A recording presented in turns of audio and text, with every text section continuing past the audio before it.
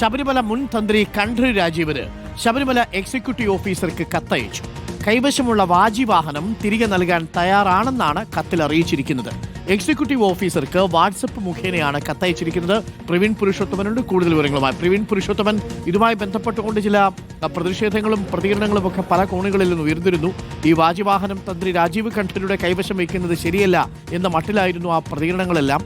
ഇപ്പോൾ തന്ത്രി രാജീവ് കണ്ഠര് തിരിച്ച് ദേവസ്വം ബോർഡിനെ ഏൽപ്പിക്കുകയാണോ ഈ വാജിവാഹനം? പ്രവീൺ പുരുഷോത്തമൻ. അതെ അരുൺ, ശബരിമലയിൽ സന്നിധാനത്ത് പഴയ കൊടിമരം അത് കോൺഗ്രസിലാണ് തീർത്തിരുന്നത്. അതിന് പകരം പുതിയ കൊടിമരം സ്ഥാപിച്ചിരുന്നു. അപ്പോൾ പഴയ കൊടിമരത്തിലുണ്ടായിരുന്ന വാജിവാഹനം അവിടെ നിന്ന് തന്ത്രി കണ്ഠര് രാജീവരിൽ കൊണ്ടുപോയിരുന്നു. അത് സംബന്ധിച്ചാണ് ഇപ്പോൾ പുതിയ ശബരിമല വിവാദത്തിന്റെ പശ്ചാത്തലത്തിൽ ചില കാര്യങ്ങളൊക്കെ ആരോപണങ്ങളായി പുറത്തു വന്നത്. അത് തിരികെ ഏൽപ്പിക്കാൻ തന്ത്രി തയ്യാറാകണം എന്നൊരാവശ്യം കൂടി ചില കോണുകളിൽ നിന്നും ഉയരുന്നുണ്ട്. ഇതുമായി ബന്ധപ്പെട്ട് അടുത്ത മാസം 15-ാം തീയതി ഹൈന്ദവ സംഘടനകൾ തന്ത്രിയുടെ ചെങ്ങന്നൂരിലെ വീട്ടിലേക്ക് സമരം ഉൾപ്പെടെയുള്ള നാമജപ സമരങ്ങൾ ഉൾപ്പെടെയുള്ള കാര്യങ്ങൾ പ്രഖ്യാപിച്ചിട്ടുണ്ട്.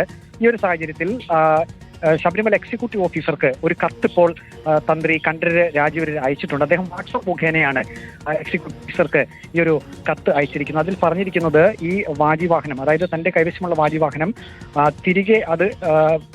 തിരികെ കൊടുക്കുമ്പോൾ അത് വാങ്ങണം എന്ന ഒരു ആവശ്യമാണ് അദ്ദേഹം ആ കത്തിൽ സൂചിപ്പിച്ചിരിക്കുന്നത്.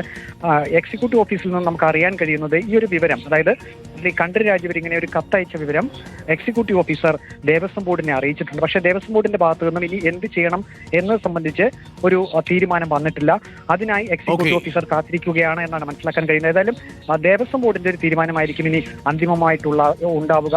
ഇത് തിരികെ വാങ്ങിക്കുമ്പോൾ അത് സംബന്ധിച്ചുള്ള ചില പരിശോധനകളും കാര്യങ്ങളൊക്കെ നടത്തേണ്ടി വരും എന്നാണ് നമുക്ക് അറിയാൻ കഴിയുന്നത്. ഏതായാലും തന്ത്രി കണ്ഠര് രാജീവർ ഇപ്പോൾ തന്റെ കൈവശമുള്ള ഈ വാജിവാഹനം തിരികെ ബോർഡിനെ ഏൽപ്പിക്കാൻ സന്നദ്ധനായിട്ടുണ്ട്. അത് സംബന്ധിച്ചുള്ള കത്താണ് എക്സിക്യൂട്ടീവ് ഓഫീസർക്ക് അദ്ദേഹം അയച്ചിരിക്കുന്നത്.